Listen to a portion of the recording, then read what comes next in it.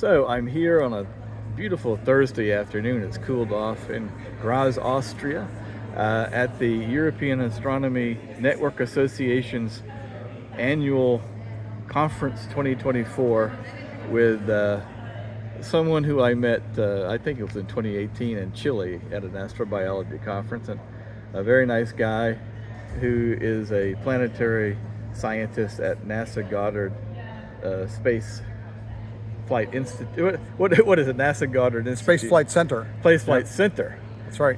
Okay, another senior moment for me.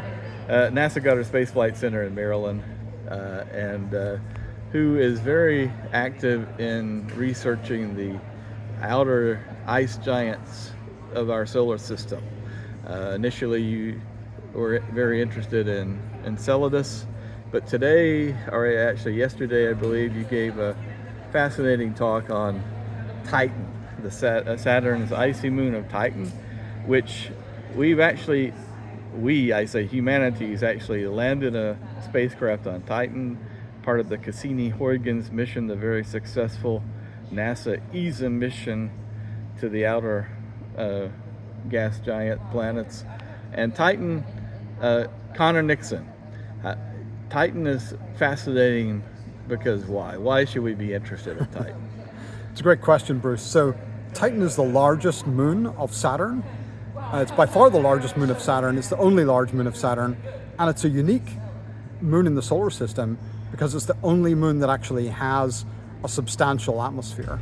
And this atmosphere is remarkable because, like the Earth, it's primarily composed of nitrogen, or N2 gas. But as well as that, it also has methane. And methane is what we use for cooking in our stoves here on the Earth. But on Titan, it's a reactive gas that forms into lakes and seas of hydrocarbons, kind of like petroleum products, on the surface of Titan.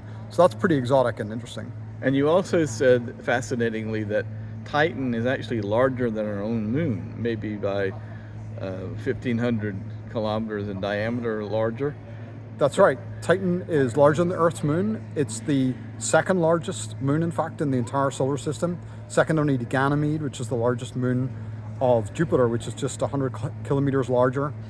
And Titan was named Titan, actually, because originally it was thought to be the largest moon. And that's because of its atmosphere around it, which actually makes it look bigger than it really is. It's almost like someone wearing a ski jacket on a cold day. It makes them look bigger than they really are. And you said something shocking that I just learned here after our interview, or during the interview, is that Titan, aside from Earth, Titan is the only planetary body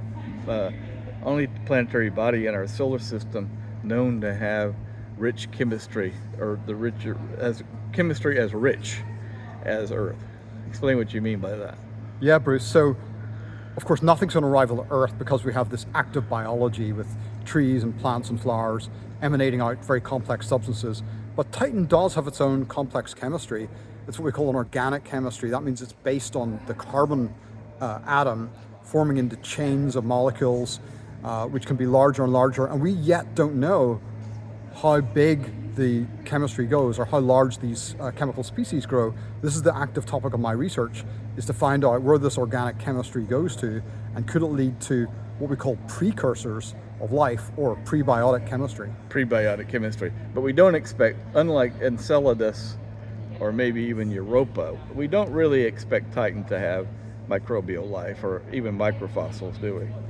Yeah, the problem about Titan is it's very cold. So even though this chemistry can act and form very complex organic molecules, it may be too cold for life. But there's a lot of questions that are still open. Titan may have a water ocean deep inside it, like Europa and like Enceladus. It just may be more inaccessible. And that may provide an environment that is hospitable to life. And NASA has a fun mission that's going to launch, that's funded to launch in 2028, which is actually involves a drone that's going to kind of hop around the surface of Titan. Can you tell us about that? Dragonfly, I believe. That's right. This is NASA's wonderful Dragonfly mission, which is led by the Johns Hopkins University Applied Physics Laboratory. And they're building a large drone. It's about a similar size to the larger rovers we've had on Mars, like the Curiosity and Perseverance rovers, or like the size of a golf cart. But it actually flies. So instead of having wheels, Titan's atmosphere is thick and dense. It's a perfect environment for taking off and lifting off and flying in. You don't need very big rotor blades.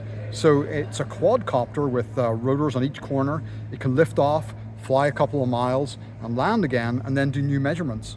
And so for the taxpayers finally worried about how their money is spent, you argue that Titan is very much worth the trip because uniquely it offers a alternative window onto early Earth. Tell us about that. Yeah, so there's those pure science reasons about how did life get started. We only know of one environment right now that has life, and that's the Earth. We don't know if there's life in the other parts of the solar system, like the outer solar system, including Enceladus and Titan. And we also don't know how life got started on the Earth. Titan may provide some of the clues to how life got started on the Earth. And overall, it's helping to solve our insatiable curiosity for what's going on in our own neighborhood of the solar system. So thank you so much, Conor, for talking to us today, and we look forward to hearing more from your own ground-based observations of Titan, which you do quite a bit of, and also the upcoming Dragonfly. Thank you. It's always a pleasure, Bruce.